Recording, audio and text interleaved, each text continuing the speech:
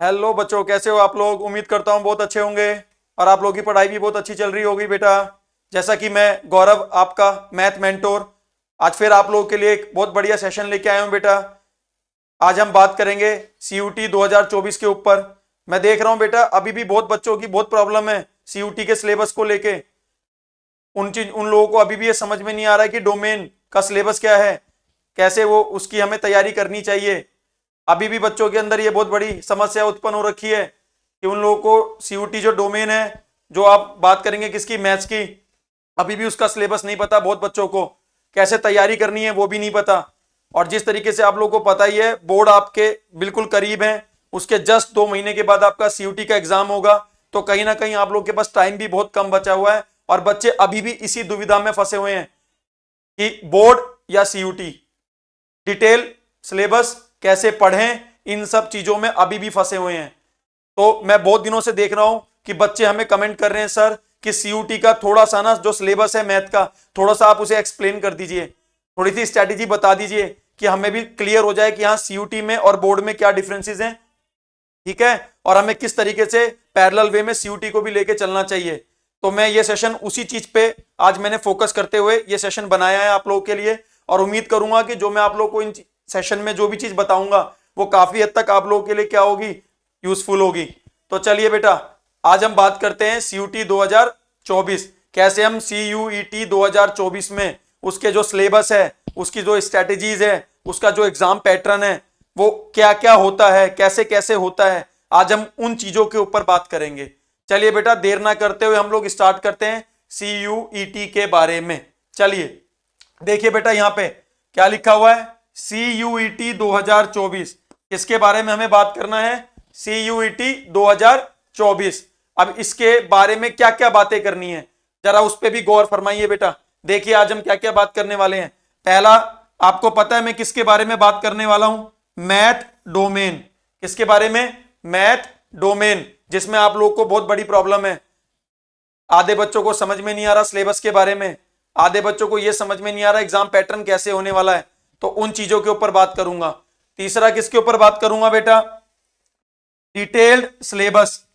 किसके ऊपर मैं बात करूंगा, डिटेल सिलेबस, कि क्या क्या क्वेश्चंस कहां कहां से पूछे जाएंगे, आपको क्या क्या पढ़ना है, किस तरीके से पढ़ना है और क्या टॉपिक्स इंपॉर्टेंट है, उनके ऊपर भी बात करेंगे। फिर अगले में किसके ऊपर आऊंगा बेटा, एग्जाम पैटर्न, कि अब हमें इसके बाद आगे किसकी तरफ बढ़ना है, एग्जाम पैटर्न। क्या होगा एग्जाम पैटर्न सीयूटी का, कितने क्वेश्चंस आएंगे, कितना टाइम मिलेगा आपको करने के लिए, तो मैं उस पर भी बात करूंगा। और लास्ट में मैं बात करूंगा बेटा किस पे, स्ट्रेटेजी। किस पे बात करूंगा, आपके प्लान, स्ट्रेटेजी, कैसे इन चीजों को अचीव करोगे, उन चीजों के ऊपर भी बात करूंगा। तो बेटा चलिए देर ना करते हुए हम लोग स्टार्ट करते हैं, ठीक है, अपना ये सेशन सीयूटी 2024 का। चलिए बेटा, अब हम स्टार्ट करते हैं।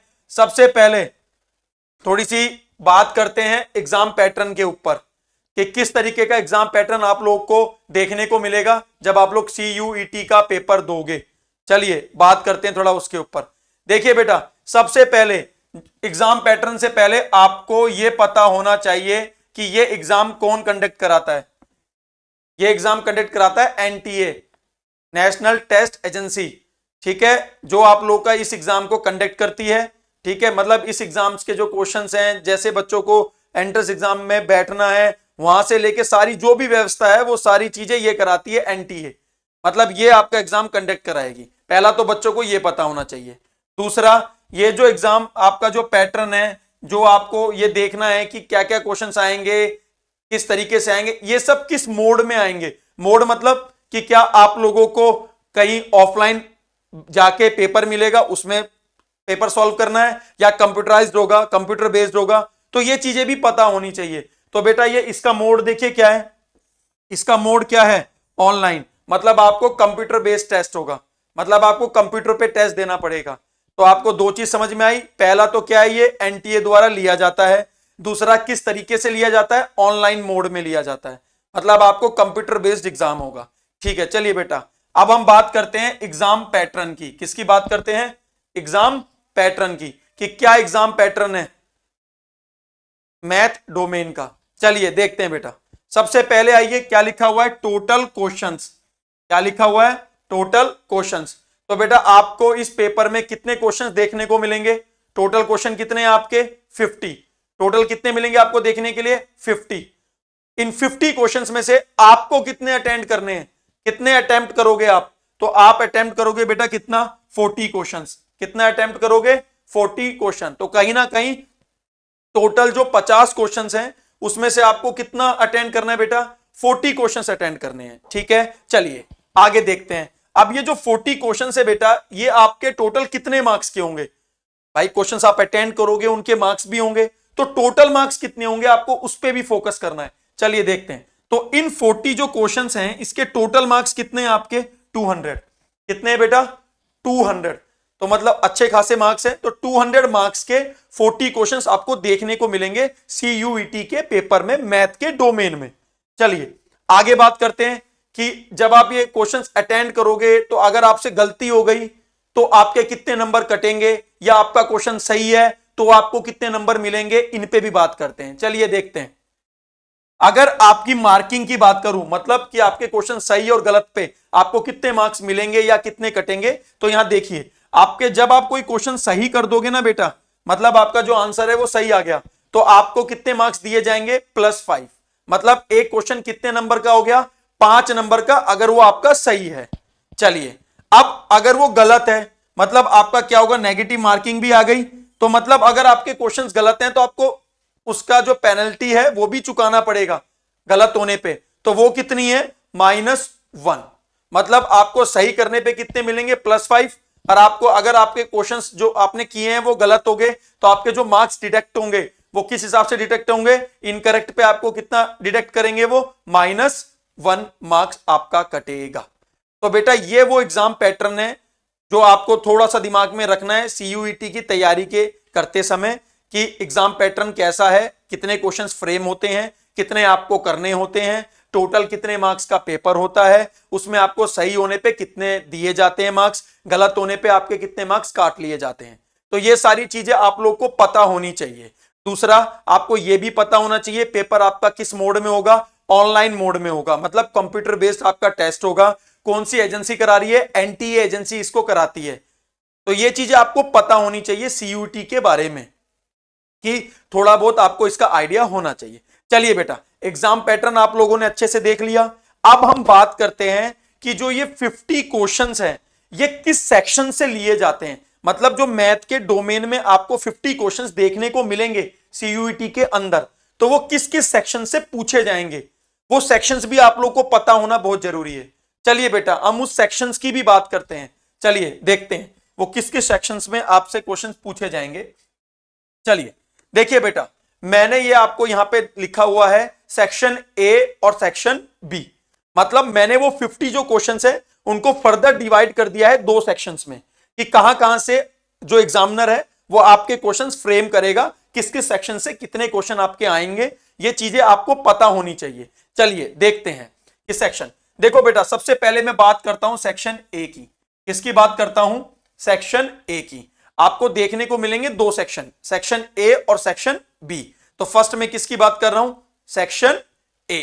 चलिए देखते हैं इस सेक्शन A में आपको कैसे क्वेश्चंस देखने को मिलेंगे, ठीक है, और कितने क्वेश्चंस होंगे वो बात करते हैं। चलिए देखते हैं बेटा, सेक्शन A में आपको टोटल देखिए कितने क्वेश्चन देखने को मिलेंगे?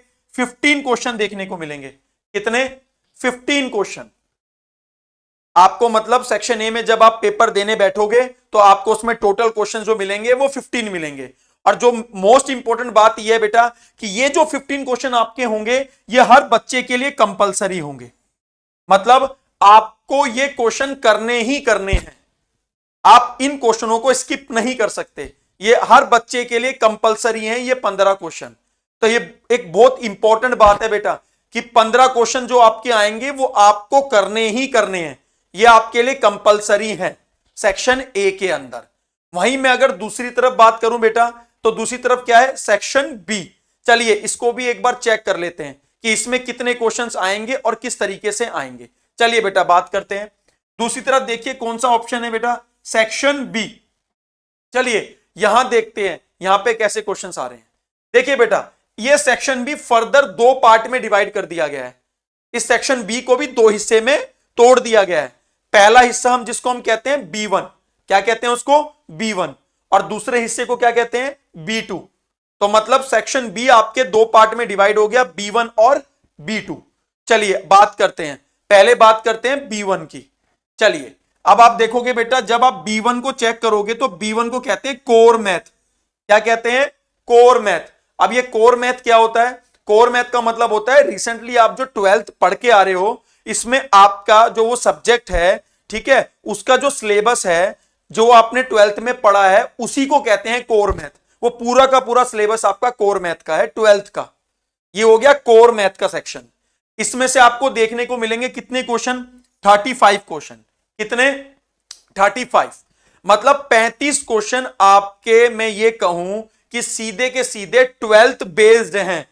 मतलब जो 12th का सिलेबस है ना, उसके ऊपर हैं आपके 35 के 35 क्वेश्चन। ये बात मैं सीधा आपको कह रहा हूं, इसको कहेंगे आप कोर मैथ का सिलेबस।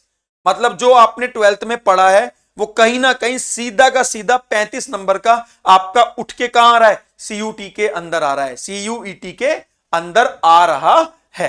तो ये हो गया आपका कोर मैथ का सेक्शन।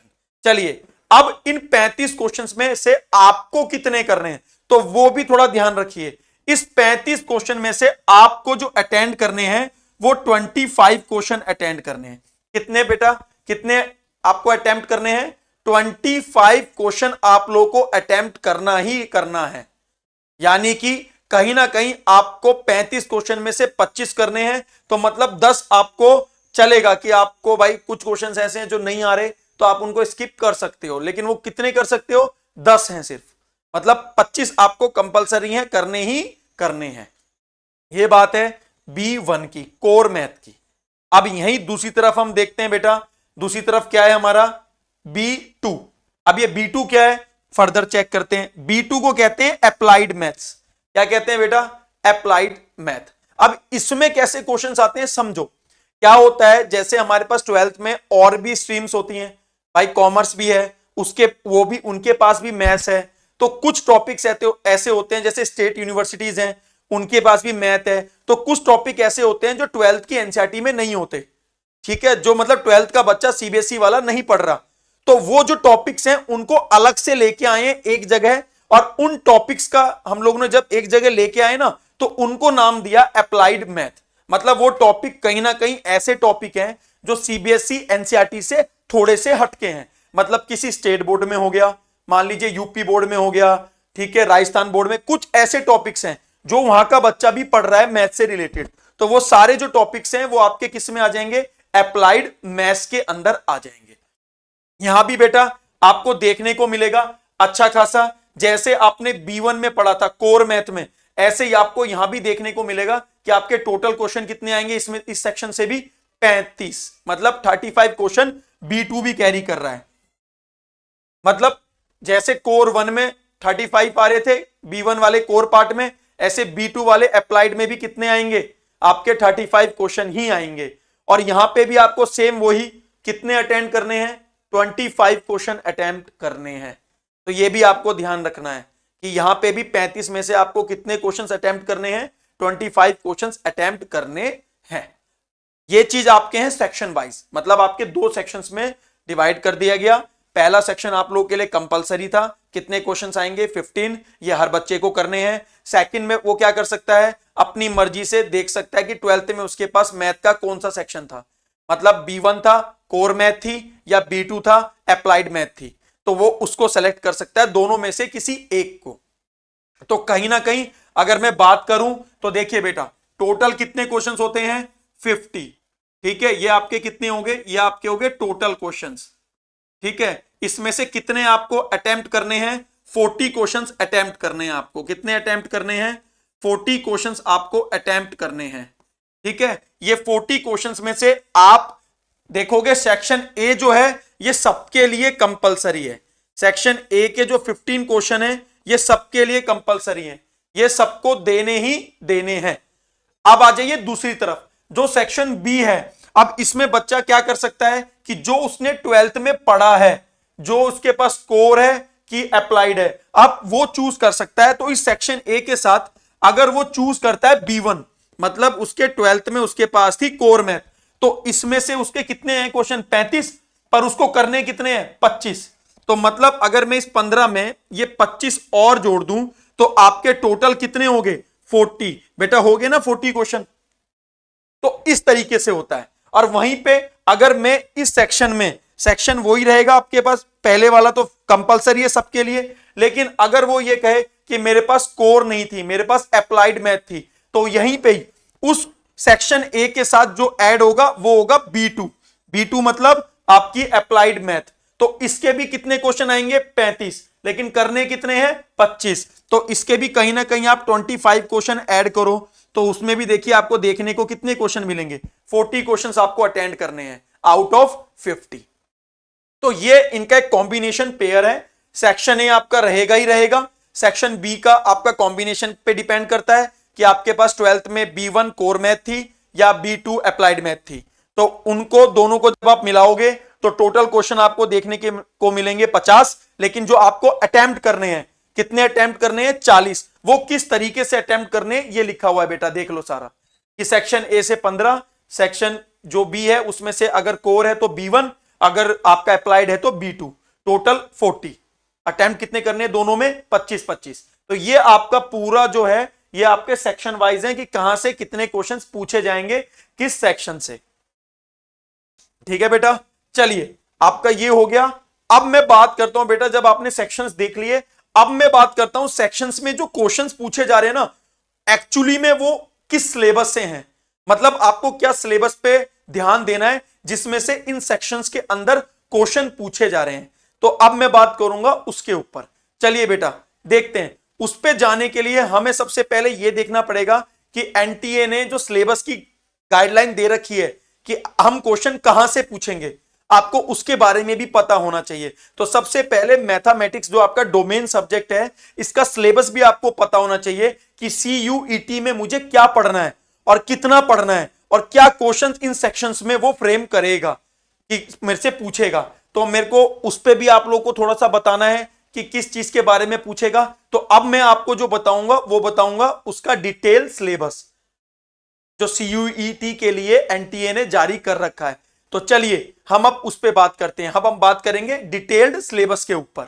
चलिए देखते हैं बेटा, करते हैं बात। चलिए देखते हैं क्या है वो सिलेबस। चलिए बेटा ये देखिए, सबसे पहले आप गूगल पे जाओगे, गूगल पे जाने के बाद आप वहां पे लिखोगे CUET-samarth.nic.in। जैसे ही आप उसको टाइप करोगे आपके पास ये ऐसा एक पेज ओपन हो जाएगा। ये देखिए ये पेज ओपन हो गया, common university entrance test CUT UG 2023 open हो गया। आप अब इस पे जाओगे, किस पे, सिलेबस के सेक्शंस पे। किस पे जाओगे, सिलेबस का सेक्शन। जैसे ही आप इसको ओपन करोगे, अब यहां में देखना है बेटा यहां मैथमेटिक्स कहां है। मैथमेटिक्स में चलते हैं। ये देखिए बेटा ये आ गया आपका मैथमेटिक्स, आ गया मैथमेटिक्स। अब मैथमेटिक्स में देखिए क्या लिखा है, व्यू और डाउनलोड PDF। अब हम इस पे क्लिक करेंगे। जैसे ही हम इस पे क्लिक करेंगे आपका मैथ का डोमेन का CUET का जो सिलेबस है आपके सामने स्क्रीन पे आपको दिख जाएगा। चेक करिए, देखिए बेटा ध्यान से, ये आपका आ गया है। देखिए यहां पे बात करते हैं, ये आपका देखिए यहां पे ये लिखा हुआ है mathematics applied mathematics syllabus class 12th। ये आपका आ गया, चेक कर सकते हैं मैथमेटिक्स का, और साथ में ऑब्लिक के साथ क्या लिखा है अप्लाइड मैथमेटिक्स का।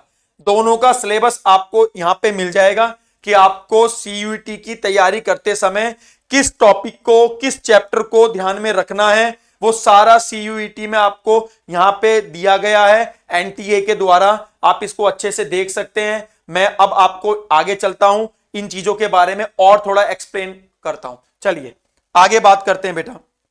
देखिए सबसे पहला आप यहां देखिए, सबसे पहला मैं बात करता हूं, यहां से पहले कैरी करके देखते हैं कि क्या चीज है जो मैंने अभी आपको डिटेल सेक्शन वाइज बताया था। देखिए बेटा वहीं इसके ऊपर लिखा हुआ है सिलेबस के ऊपर कि there will be a one question paper which will contain 2 section. कौन से सेक्शन है बेटा, उसके अंदर 2 सेक्शन है। कितने सेक्शन है, 2, मैंने यही बताया आपको। उसके बाद क्या लिखा हुआ, सेक्शन ए और सेक्शन बी। उसके बाद देखिए क्या है, सेक्शन बी फर्दर किस में डिवाइड हो गया है, 2 पार्ट में, B1 और B2। मतलब B1 आपका हो गया कोर और B2 आपका हो गया अप्लाइड। वही चीज आ गई। उसके बाद में आपसे क्या बोल रहा है, सेक्शन ए में आपको कितने क्वेश्चन देखने को मिलेंगे, 15 क्वेश्चन, मैंने यही आपको बताया 15 क्वेश्चन आएगा। आगे क्या लिखा हुआ है, they will be compulsory for all the candidates, मतलब कैंडिडेट्स के लिए कंपल्सरी है ये 15 क्वेश्चन, मैंने यही आपको बताया। आगे चलते हैं, सेक्शन बी देखिए, सेक्शन बी में कितने क्वेश्चन आएंगे, 35। सेक्शन बी 2 है, B1 B2, आप गौर से देखोगे दोनों में ही आपको कितने क्वेश्चन दिख रहे हैं, 35। यही मैंने उस स्लाइड में बताया आपको। उसके बाद देखिए क्या लिखा हुआ है, जिसमें से आपको कितने क्वेश्चन अटेंड करने हैं, 25। यही मैंने आपको बताया 25 क्वेश्चन अटेंड करने हैं, तो 15 उसके और 25 इसके, हो गया 40 क्वेश्चन। तो आपको 40 अटेंड करने ही करने हैं आउट ऑफ 50। तो इन चीजों पे भी ध्यान रखना है। तो ये सारा आपको डिटेलिंग सेशन यहां पे दे रखा है उन्होंने पहले ही, कि हम कैसे कैसे क्वेश्चंस पूछेंगे, कितने मार्क्स का कौन सा सेक्शन रहने वाला है। तो ये चीजें भी आपको थोड़ी ध्यान में रखनी है कहीं ना कहीं तैयारी करते समय। चलिए आगे बात करते हैं। अब बेटा थोड़ा सा मैं बात करता हूं, जो वो सेक्शन में जो भी क्वेश्चंस आपके पूछे जा रहे हैं, अब उनके लिए वो चैप्टर्स, वो यूनिट, वो कौन कौन सी हैं जिनके अंदर से टॉपिक से वो क्वेश्चन उठाएगा, अब हम उसकी बात करते हैं। चलिए ध्यान देते हैं। देखिए अब आपके पास आइए सेक्शन ए, किसकी बात करते हैं, सेक्शन ए। जो सेक्शन ए में आपके 15 नंबर जो सबके लिए कंपलसरी है, उसमें कहां कहां से वो क्वेश्चन की फ्रेमिंग कर सकता है। देखिए सबसे पहला जो आपका है वो है अलजेब्रा। कहां से क्वेश्चन आएंगे, अलजेब्रा के अंदर से। अब अलजेब्रा में आपके क्या क्या आएगा, देखिए आप गौर से, इसमें आपको मैट्रिसेस दे रखा है, ठीक है, इसमें आपके डिटर्मिनेंट्स हैं, इसके पास आपके इनवर्स ऑफ मैट्रिक्स हैं, ठीक है, आपके पास और क्या दे रखा है, आपको दे रखा है equality of matrix, transpose of matrix. मतलब कहीं ना कहीं आप देखोगे ये 12th की एनसीईआरटी में ये सारे टॉपिक्स हैं।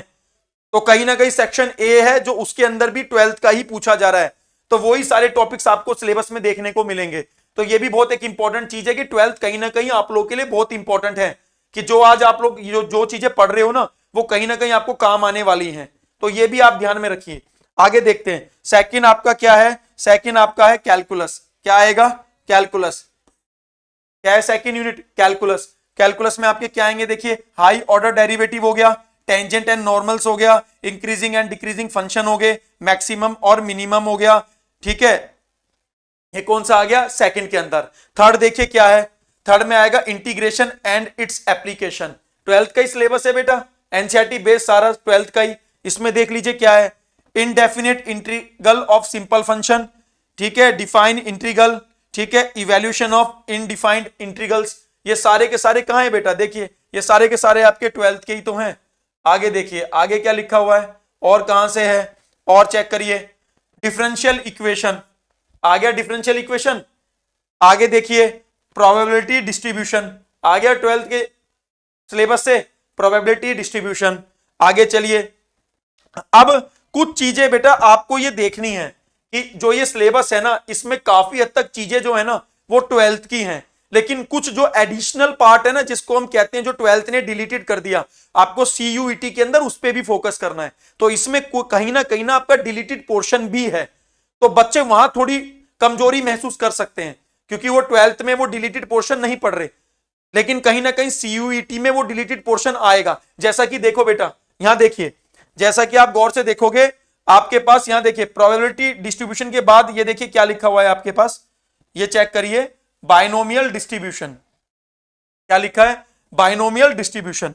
कहीं ना कहीं ये चैप्टर आपका 12th में नहीं है बेटा, नहीं है बाइनोमियल डिस्ट्रीब्यूशन, ये 12th में आपके पास नहीं है।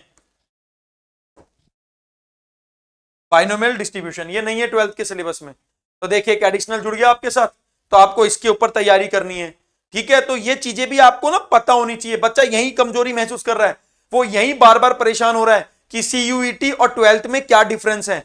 डिफरेंस ये है कि एनसीईआरटी का जो ओल्ड वर्जन था ना, वो कहीं ना कहीं पूरा का पूरा सीयूईटी के अंदर है, और आजकल जो बच्चे पढ़ रहे हैं वो न्यू एडिशन है, उसमें वो डिलीटेड जो टॉपिक्स जो चैप्टर्स थे वो है नहीं, लेकिन सीयूईटी में वो चीजें आ रही हैं, तो बच्चा कहीं ना कहीं वहां परेशानी महसूस कर रहा है बेटा।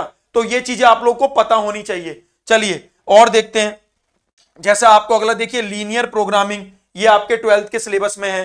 तो काफी हद तक आप देख रहे हो इसका जो सिलेबस है ना, उसकी जो बनावट है, जो कहीं ना कहीं बनाई गई है, वो 12th को आधार मान के ही बनाई गई है। मतलब कि 12th के सिलेबस को ही उठाया गया है, बस कुछ एडिशनल चीज जोड़ दी गई है जो आपने 12th में नहीं पढ़ी। तो कहीं ना कहीं आज जो आप चीजें पढ़ रहे हो ना, वो आप लोगों के लिए बहुत जरूरी है। क्यों? क्योंकि कहीं ना कहीं वो 80-85% तक सिलेबस के अंदर वही चीजें हैं। मैं बार बार वही कह रहा हूं कि बच्चा पैनिक ना करे, उसको ये चीज क्लियर माइंड में हो। मैं बता रहा हूं वो चीज क्लियर इसलिए बता रहा हूं ताकि उसके माइंड में वो चीजें आए कि सीयूईटी में मेरे को कहीं ना कहीं वही चीजें पढ़नी है, बस एडिशनल क्या पढ़ना है, डिलीटेड सिलेबस जो है। चलिए और देखते हैं, और बात करते हैं, और आइए और देखते हैं। अब आइए बेटा, ये तो जो था आपका, ये क्या था, सेक्शन ए, मतलब 6 यूनिट में डिवाइड है। ये सेक्शन ए है जिसमें से आपके 15 जो क्वेश्चन वो पूछे जाएंगे। अब बात करते हैं सेक्शन बी के अंदर। सेक्शन बी में देखिए, मैंने आपको कहा था फर्दर 2 में टूट जाता है वो, बी1 और बी2। तो पहले बात करेंगे बी1 की। किसकी बात करेंगे? बी1 की। चलिए बात करते हैं। यहां देखिए बेटा, बी1 की बात, सेक्शन बी1 मैथमेटिक्स। अब इसमें पहली यूनिट देखिए, रिलेशन एंड फंक्शन, आपका है ना 12th क्लास का एनसीईआरटी का पहला चैप्टर, रिलेशन एंड फंक्शन। देख लीजिए सिलेबस के अंदर मेंशन्ड है। आपको इसके बारे में क्या पढ़ना है, उसके टाइप्स पढ़ने हैं रिलेशन के, reflexive, symmetric, transitive, equivalence relation, ठीक है। फंक्शंस के बारे में पढ़ना है, 1 एंड ऑन टू फंक्शंस पढ़ने हैं, ठीक है। कंपोजिट फंक्शंस पढ़ने हैं। लेकिन देखिए इसके अंदर फर्दर मैंने आपसे क्या क्या, डिलीटेड पोर्शन भी इंक्लूड होगा। तो जैसे कि 12th के सिलेबस में आपके बाइनरी ऑपरेशंस नहीं है, इंक्लूड नहीं है, वो डिलीटेड है। लेकिन सीयूईटी के सिलेबस में देखिए मेंशन किया हुआ है। तो मैं वही बार बार आपसे कह रहा हूं, कुछ चीजें ऐसी हैं जो आपको नए सिरे से पढ़नी पड़ेंगी, और कुछ चीजें ऐसी हैं जो आज आप बोर्ड के लिए पढ़ रहे हो, वही चीजें पढ़नी है। तो ये चीजें ध्यान रखिए। चलिए और देखिए, inverse trigonometric function, second chapter है आपका इनवर्स ट्रिग्नोमेट्रिक फंक्शन। अब इसमें भी देखिए आप, रेंज, डोमेन, प्रिंसिपल वैल्यू, ये सारी चीजें आपकी इंक्लूडेड है ना 12th के सिलेबस में। लेकिन जरा गौर से देखिए यहां, ठीक है, graph of inverse trigonometric functions, ये भी इंक्लूड है आपके में। यहां ये elementary properties of inverse trigonometric functions, ये आपको नहीं देखने को मिलेगी 12th के सिलेबस में। तो ये वो पार्ट है, कौन सा, डिलीटेड पार्ट, डिलीटेड सेक्शन है ये। तो ये भी जुड़ गया आपके सीयूईटी के अंदर 12th के साथ। तो ये आपका एक डिटेल सिलेबस है बेटा। और देखते हैं, और आगे बात करते हैं। सेकंड यूनिट देखिए बेटा क्या है, सेकंड यूनिट है अलजेब्रा। क्या है? अलजेब्रा। इसके अंदर आपके किस तरीके के क्वेश्चंस आएंगे, चेक करिए। मैट्रिक्स, डिटर्मिनेंट्स, आपके चैप्टर 3 और 4 12th के। आगे इसके अंदर सेक्शन के अंदर यूनिट 2 के अंदर अलजेब्रा। तो कहीं ना कहीं वही चीजें पढ़नी है आपको, देखने को मिलेगा बहुत सारी चीजें आपको सेम मिलेंगी, बस कुछ चीजें अलग होंगी। जैसे मैट्रिक्स के अंदर आप लोग के लिए एलिमेंट्री ऑपरेशंस जो हैं वो नहीं है, वो डिलीटेड है 12th के कोर्स से। लेकिन यहां आपको देखो देखने को मिल रहा है। इसके बाद invertible matrix and proof of the uniqueness of inverse if it is exist, ये सारी चीजें आपकी नहीं है, डिलीटेड है, ये आपकी जुड़ गई है सीयूईटी के अंदर। तो ये चीजें भी आपको देखने को मिलेंगी। आगे बात करते हैं, आगे अगला देखते हैं कौन सा है। थर्ड यूनिट में क्या आएगा बेटा, कैलकुलस। क्या आएगा? कैलकुलस। अब इस थर्ड यूनिट में कैलकुलस में से क्या आने वाला है, चेक करिए। Continuity and differentiability. दूसरा क्या आएगा, एप्लीकेशन ऑफ डेरिवेटिव्स। आपके कहीं ना कहीं आपके है ना 12th के ये सारे के सारे टॉपिक्स, लेकिन इसके अंदर भी बहुत सारी चीजें ऐसी हैं जो आपकी 12th के सेक्शन से डिलीटेड है। जैसे कि देखिए बेटा, यहां देखिए सेकंड ऑर्डर डेरिवेटिव, जैसे आप देखोगे उसके बाद एक टॉपिक आएगा मीन वैल्यू थ्योरम्स, ठीक है, रोलिस मीन वैल्यू थ्योरम्स। ये डिलीटेड है 12th से, लेकिन ये सीयूईटी में दे रखी हैं, सीयूईटी के अंदर ये मेंशन्ड हैं। तो ये सारी चीजें आप देख रहे हो ना, तो कहीं ना कहीं आपको 12th का ही सिलेबस पढ़ना है 80 to 90%, लेकिन जो 10% है वो डिलीटेड सिलेबस है, तो उस पर भी फोकस करना है, वो भी आप लोगों के लिए उतना ही जरूरी है। तो देखिए बच्चों, जो आप लोग परेशान हो रहे थे ना कि सर सीयूईटी का एक बार सिलेबस जो है वो आप हमें बता दीजिए विस्तार से, तो मैं वही चीज आप लोगों को बता रहा हूं कि जो अभी आप पढ़ रहे हो बिल्कुल ध्यान से पढ़ो। जो भी दिक्कत है, मैं लाइव सेशंस ला रहा हूं 12th का, आपको सारे फंडा जो जितने भी आपके कॉन्सेप्ट्स हैं वहां बिल्ड करूंगा, आप लोग के जो भी वीक पॉइंट्स हैं। लेकिन कहीं ना कहीं हमें ना इसके जो डिलीटेड सेक्शंस है ना उनपे भी थोड़ा बहुत हमें ध्यान देना पड़ेगा, और उनकी भी तैयारी हमको करनी पड़ेगी। तो ये डिफरेंस है बेटा उसके सिलेबस में, बोर्ड से क्यों हटके सीयूईटी इतना डिफरेंट क्यों है सिलेबस के पॉइंट ऑफ व्यू से। तो ये सारी चीजें आपको मैं यहां बता रहा हूं। चलिए देखिए, आपका अगला देखिए, अगला कौन सा है आपका, एप्लीकेशन ऑफ डेरिवेटिव्स चैप्टर है आपका, चैप्टर नंबर 6। मैथ्स का पहली बुक का एप्लीकेशन ऑफ डेरिवेटिव्स है, देखिए कहीं ना कहीं वो सारा आपको दिख रहा है, मिला। लेकिन आप देखोगे उस चैप्टर के अंदर भी टेंजेंट्स एंड नॉर्मल्स ये डिलीटेड है। चलिए आगे देखते हैं और कौन सा है। और देखिए बेटा मोटा मोटी इंटीग्रल, ये भी आपका चैप्टर है 12th का, सेकंड बुक का फर्स्ट चैप्टर, चैप्टर नंबर 7। और देखिए कहीं ना कहीं आप देखोगे वो भी है, आगे चेक करते हैं, कहीं ना कहीं applications of integral, differential equation. ठीक है, देखिए डिफरेंशियल इक्वेशन की कौन सी फॉर्म आ गई, लीनियर फॉर्म लिखी हुई है। ठीक है, लीनियर हो गया, होमोजीनियस इक्वेशंस लिखी हुई हैं, वही जो आप 12th में पढ़ रहे हो, बस जो कुछ डिलीटेड है वो आपको इंक्लूड कर दी गई है CUET के अंदर। चलिए आगे बात करते हैं, आगे देखते हैं। अगला देखिए बेटा क्या लिखा हुआ है, वेक्टर एंड 3D। ये रहा आपके पास वेक्टर, ये रहा आपका 3D ज्योमेट्री, वही 12th का है सारा जो आपको पढ़ना है, बस डिलीटेड पे थोड़ा सा ध्यान देना है। अगला क्या है, लीनियर प्रोग्रामिंग, प्रोबेबिलिटी, सारी चीजें वही है 12th के सिलेबस की, बस जो चीजें डिलीटेड है वो इंक्लूड हो जाएंगी, बाकी जो आपको पढ़ना है वो वही एज इट इज है जो आप 12th में पढ़ रहे हो। तो कहीं ना कहीं 12th आपके लिए बहुत इंपॉर्टेंट है। चलिए आगे बात करते हैं और क्या है सिलेबस में जो इंपॉर्टेंट चीज आपको देखनी है, जिसपे फोकस करना है। चलिए अब हम बात करते हैं किसका, सेक्शन B2, मतलब वो चीजें जो 12th में CBSE NCERT में मौजूद नहीं है, जिसको हम कहते हैं अप्लाइड मैथ, वो आती है किसके अंदर, सेक्शन B2 के अंदर। देखिए कौन कौन सी है, unit 1 numbers, quantifications and numerical applications, check करिए। सेकंड आपका कौन सा आएगा, इसी के आपके पार्ट्स हो गए, modular arithmetic, congruence modular, allegations and mixture, ठीक है, न्यूमेरिकल प्रॉब्लम्स, ये सारे इसके पार्ट हो गए। और देखिए बोट एंड स्ट्रीम, ठीक है, pipe and questions, race and games, ठीक है, पार्टनरशिप, ठीक है। उसके बाद देखते हैं और देखिए क्या है, और आपका कौन सा है, न्यूमेरिकल इनइक्वालिटीज। ये सारे आपके फर्स्ट यूनिट के अंदर के टॉपिक्स हैं, इन पे बात करेंगे। जो बच्चे अप्लाइड मैथ को सेलेक्ट करेंगे सेक्शन A के साथ, इन पे भी बात करेंगे, ठीक है। सेकंड बात करते हैं, अब आइए सेकंड यूनिट पे क्या है, अलजेब्रा। अब सेकंड यूनिट आ रही है आपके अलजेब्रा, अब उसमें क्या आएंगे कॉन्सेप्ट, कहां से आएंगे, क्वेश्चन फ्रेमिंग कहां से होगी, उसका सिलेबस देखते हैं। क्या है पहला अलजेब्रा सेकंड यूनिट पे क्या है, matrix and type of matrixes, मतलब कहीं ना कहीं मैट्रिक्स फिर आ गया, फिर पढ़ना है मैट्रिक्स के बारे में। उसके बाद देखिए वही equality of matrix, transpose of matrix, symmetric and skew symmetric matrices, सारा वही पढ़ना है आपको जो आपने 12th के अप्लाइड में पढ़ा हुआ है। अगला बात करते हैं, कैलकुलस आ गया, हाई ऑर्डर डेरिवेटिव पढ़ने हैं, ठीक है, मार्जिनल कॉस्ट पढ़नी है, मार्जिनल रिवेन्यू पढ़ना है डेरिवेटिव का इस्तेमाल करके, फिर मैक्सिमा और मिनिमा पढ़ना है। सारी चीजें बेटे आपके 12th के अप्लाइड जो भी सेक्शंस में बच्चे पढ़ रहे हैं ना कहीं वही सारी चीजें हैं, बस जो चीज डिलीटेड है वो जुड़ गई है, बाकी सारी वही चीजें हैं। चलिए आगे बात करते हैं। अगला अगला चेक करिए, अगली कौन सी यूनिट है आपकी, फोर्थ यूनिट। क्या दिया गया है फोर्थ यूनिट में, प्रोबेबिलिटी एंड डिस्ट्रीब्यूशन। इसके अंदर आपको क्या क्या पढ़ना है, प्रोबेबिलिटी डिस्ट्रीब्यूशन पढ़ना है, मैथमेटिकल एक्सपेक्टेशंस पढ़नी है, वेरिएंस पढ़नी है। वेरिएंस के अंदर आप क्या पढ़ोगे, वेरिएंस पढ़ोगे और स्टैंडर्ड डेविएशन पढ़ोगे।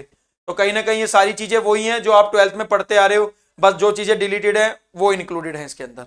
आगे देखते हैं अगला और कौन सा है, यूनिट 5। आप देखिए यूनिट 5 में क्या लिखा हुआ है, index number and time based data, ठीक है। फिर देखिए आप यूनिट 6 किसकी आ गई आपकी, इंडेक्स नंबर्स और टाइम बेस्ड डाटा हो गया, ठीक है, इसके बारे में पढ़ना है आपको।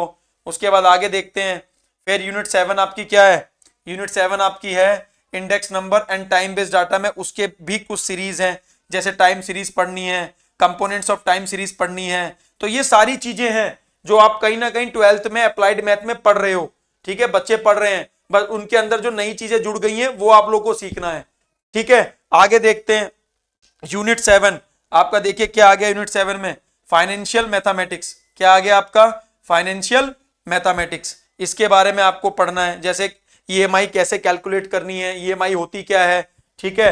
अगला है वैल्यूएशन ऑफ बॉन्ड्स, बॉन्ड्स क्या होते हैं, ठीक है, उनका वैल्यूएशन कैसे करें। ये सारी चीजें आपकी हैं जो आपकी CUET के अंदर पूछी जाएंगी। चलिए आगे बात करते हैं, यूनिट आपकी हो गई 8। अब आइए यूनिट 9 पे।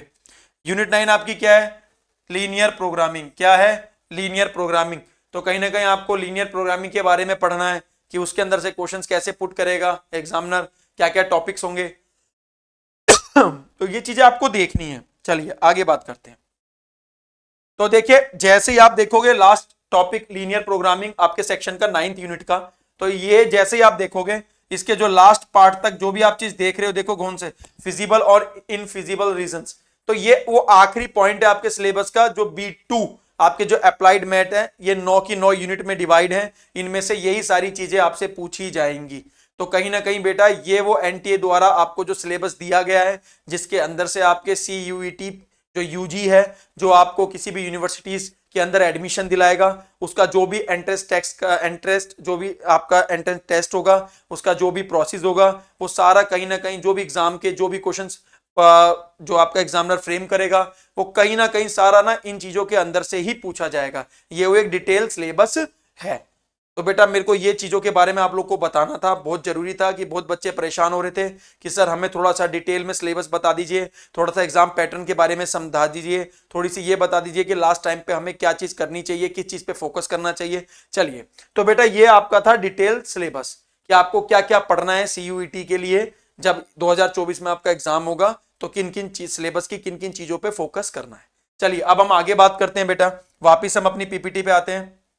चलिए अब यहां चेक करते हैं हम, अब यहां पे क्या है, अब यहां पे आपको चेक करना है कि आपको अब और किस चीजों पे फोकस करना है लास्ट के टाइम पे। चलिए मोस्ट इंपॉर्टेंट चीज कि आपके वो टारगेट्स क्या होंगे, आपकी वो स्ट्रेटेजीज क्या होंगी इस लास्ट टाइम पे, CUT के लास्ट जो ये आपके जो भी टाइम बच रहा है, क्योंकि बच्चे बोर्ड में भी बिजी हैं, बोर्ड की भी तैयारी कर रहे हैं, तो कहीं ना कहीं वहीं से आप अपने माइंड को सेट करिए कि CUET के लिए मुझे आगे दोबारा ना पढ़ना पड़े, मैं 80 to 90% जो भी हमारे कॉमन सिलेबस है CUT और 12th का, तो उस पर फोकस करते हुए किन किन चीजों पर ध्यान रखना है अभी से ही, तो वो स्ट्रेटेजीज आपको पता होनी चाहिए। जैसा कि मैं बात करता हूं बेटा, सबसे पहले देखिए क्या लिखा हुआ है, complete 12th class NCERT syllabus plus deleted syllabus. मैं बार बार इसी चीज की बात कर रहा हूं कि 12th क्लास का जो आपका सिलेबस है अभी करंट में जो आप पढ़ रहे हो न्यू एडिशन का, उस पर पूरा फोकस करो। एनसीईआरटी के हर एक एग्जाम्पल, एनसीईआरटी का हर एक जो भी एक्सरसाइज का क्वेश्चन है, वो आपको लोगों के लिए उतना ही इंपॉर्टेंट है CUET में जितना आज आप सोच रहे हो कि ये मेरे बोर्ड के पॉइंट ऑफ व्यू से भी इंपॉर्टेंट है। तो ये सारी चीजें आपको देखनी है, वहां पे भी वही सारी चीजें पूछी जाएंगी जो आज आपके बोर्ड में पूछ रहे हैं, ऐसा ही फ्रेमिंग वहां भी है। बस थोड़ा सा ये जो देख रहे हो आप डिलीटेड सिलेबस, तो ये थोड़ा सा एक एडिशनल पार्ट जुड़ गया है, तो माइंडसेट तो आपको ऐसा ही लेके चलना है ना उस टाइम पीरियड में भी, तो ये चीजें भी आपको बेटा फोकस करनी है इन चीजों के ऊपर भी। ठीक है चलिए आगे बात करते हैं, दूसरा क्या है, complete NCERT examples and exercise questions. मैंने वही बात बोला अभी आपको कि सबसे पहले आपको एनसीईआरटी का पूरा सिलेबस पढ़ना है, ठीक है। दूसरा अभी के लिए आप एनसीईआरटी का जो नया एडिशन का सिलेबस है उस पर फोकस करिए, जो डिलीटेड सिलेबस है वो मैं आपको कराऊंगा अपने सेशंस में, तो आपको वहां पे भी कमजोरी महसूस नहीं होने दूंगा, ठीक है। दूसरा क्या है, जब आप एनसीईआरटी का सिलेबस करोगे तो जितने एनसीईआरटी के एग्जांपल्स हैं, जितने आपके उसके क्वेश्चंस हैं, वो भी आपको अच्छी तरीके से करने हैं ताकि उन क्वेश्चंस को भी आपको समझ सको, आपके दिमाग में वो सेट हो सके। तो कहीं ना कहीं ये भी आपके एक प्लान है, ये भी आपके छोटे छोटे टारगेट हैं जो आपको ना अचीव करने हैं। जब ये सारे टारगेट छोटे छोटे आप अचीव करोगे ना, तो एक जो बिग टारगेट है कौन सा, CUET, तो वो भी आप क्रैक कर जाओगे। तो इन टारगेट्स पे आपको फोकस करना है। अगला देखिए बेटा तीसरा क्या है, प्रिपेयर नोट्स। जब आप हर एक क्वेश्चन को, हर एक एक्सरसाइज के एग्जाम्पल को कहीं ना कहीं जब सॉल्व करने बैठोगे, तो कहीं ना कहीं आप लोग के खुद सेल्फ नोट्स रेडी हो रहे हैं उन क्वेश्चंस के, उन कॉन्सेप्ट्स के, आप उनको अपने पास रखिए। ये आपके क्विक रिवीजन में काम आएंगे जब CUET का जो एग्जाम है वो करीब होगा, विद इन एक हफ्ते के बाद होगा, तब आप लोगों के लिए ये सारी चीजें बहुत यूजफुल होने वाली हैं जो आप आज बना रहे हो 12th सेशन में। क्योंकि मैंने आपको अच्छे से बार बार कह रहा हूं कि 12th में जो भी सिलेबस है कहीं ना कहीं वो भी बहुत इंपॉर्टेंट रखता है CUET के अंदर। तो आज जो चीज आप पढ़ रहे हो उस पर फोकस करो, ठीक है। जो एडिशनल होगा उस पर मैं फोकस कराऊंगा, तो आप कहीं ना कहीं 80 to 90% जो 12th का आएगा वहां पे, तो वहां पे आप अपने आप को स्ट्रांग महसूस या फील करोगे कि हाँ मैं अभी इन सेक्शंस में स्ट्रांग हूं, मुझे सिर्फ अब जो ये डिलीटेड सेक्शंस हैं, जो सिलेबस है उस पे ही वर्क करना है इन बचे हुए दिन के अंदर। तो ये चीजें आप लोगों के लिए बहुत जरूरी है बेटा, ठीक है। अब देखिए ध्यान से समझिए, आपने सारे एनसीईआरटी के क्वेश्चंस PYQs कर लिए जो बोर्ड पूछता है, फिर उसके बाद आपको जो ये CUET के जो 2 साल के जो भी आपके एग्जाम्स हुए हैं, इनके क्वेश्चंस को भी एक बार सॉल्व करना है, ताकि आपको यह पता लगे कि वहां एग्जामिनर का जो माइंडसेट है वो क्या है, वो किस तरीके के PYQs आपसे पूछ रहा है, किस तरीके के क्वेश्चंस आपके लिए फ्रेमिंग करके ला रहा है एग्जाम में। तो वो जो प्रीवियस ईयर के क्वेश्चंस हैं जो CUET के अंदर आए हैं, वो भी इक्वली इंपॉर्टेंट है जितने आपके NCERT के क्वेश्चंस और एग्जांपल्स इंपॉर्टेंट है। कहीं ना कहीं वो भी आपके जो कॉन्सेप्ट्स है ना, जो आपके कॉन्सेप्ट थ्योरम्स जो भी हैं, उन सारे चीजों को स्ट्रॉन्ग ही कर रहे हैं। तो जितने से जितने PYQs आप उससे रिलेटेड सॉल्व करोगे, प्रैक्टिस करोगे, कहीं ना कहीं आप लोगों को वहीं ये चीज समझ में आएगी कि हमारी जो पोजीशन है करंट में वो बेहतर है जब हम सोच रहे थे कि क्या करें उससे। चलिए, उसके बाद आप जरा देखोगे लास्ट पॉइंट क्या है, do regular practice. Do regular practice का मतलब ये होता है बेटा कि अपने आप को कभी ये महसूस ही मत होने दो कि मैं डिमोटिवेटेड हूं, मतलब मैं ये चीजें नहीं कर सकता। तो रेगुलर बेसिस पे चाहे थोड़ा पढ़ो, लेकिन एक ना लगातार कंसिस्टेंसी बना के रखो, ताकि आपके माइंड को ये लगे कि मैं थोड़ा थोड़ा रोज पढ़ रहा हूं, लेकिन एक मेरे को ना एक रूटीन में पढ़ रहा हूं, ताकि आपके माइंड को वो चीज जो माइंड एडजस्ट करता है ना, उसको प्रॉब्लम ना हो इन चीजों को एडजस्ट करने में। तो कहीं ना कहीं जो आप रेगुलर प्रैक्टिस करोगे, रेगुलर उन चीजों को टाइम दोगे, ठीक है, हर कॉन्सेप्ट को, हर चीजों को टाइम मैनेजमेंट के साथ, तो कहीं ना कहीं आप लोगों को यह चीज खुद महसूस होगी कि मैं रेगुलर प्रैक्टिस कर रहा हूं तो मैं कहीं बेहतर स्थिति में हूं, कि आज मैं एक रेगुलर मोड में हूं, मतलब मैं उन प्रैक्टिसों को लगातार करते आ रहा हूं। और यहीं पे अगर आप प्रैक्टिस नहीं करोगे ना, तो कहीं ना कहीं आप कमजोर महसूस फील करोगे जब आप CUET के करीब जाओगे, कि मैं अगर प्रैक्टिस कर लेता तो आज मेरा माइंडसेट अलग होता। तो ये भी बहुत एक इंपॉर्टेंट चीज है CUET के लिए। जैसे आप बोर्ड में प्रैक्टिस कर रहे हो तो वहां पे भी प्रैक्टिस के लिए फोकस करना है, तो वो सारी चीजें आपको दिमाग में रखनी है। तो बेटा ये था वो एक इंपॉर्टेंट सेशन जिसमें मैं आप लोगों के लिए CUET 2024 के लिए जो डिटेल सिलेबस है, डिटेल आपको क्या करना है, कैसे आपको टाइम को देखना है, किस किस आपकी इंपॉर्टेंट जो स्ट्रॉन्ग जो आपकी चीजें हैं उन पे वर्क करना है आपको, तो ये सारी चीजें आपको देखनी थी। मैं ये खुद महसूस कर रहा था कि बच्चा कहीं ना बेटा बहुत लैक फील कर रहा है CUET को लेके भी, उसको सही गाइडलाइंस है ना कहीं प्रोवाइड नहीं हो रही, वो भटक रहा है, साइटों पे मैसेज कर रहा है, हम लोग को पर्सनली मैसेज कर रहा है। तो ये सारी चीजें देखते हुए ना हम लोगों ने ये सेशन तैयार किया कि बच्चों को ये सही टाइम है कि अब उनको ना गाइड किया जाए, उनको इस CUET के सिलेबस और CUET के एग्जाम के बारे में बताया जाए, ताकि कहीं ना कहीं उनको 12th के साथ हेल्प मिल सके। तो मैं गौरव, आपका मैथ मेंटोर, जो आप लोगों के लिए ये सारी चीजें लेके आया, उम्मीद करता हूं आपको कहीं ना कहीं चाहे थोड़ी ही यूजफुल चीजें मिली हो, लेकिन मिली होंगी।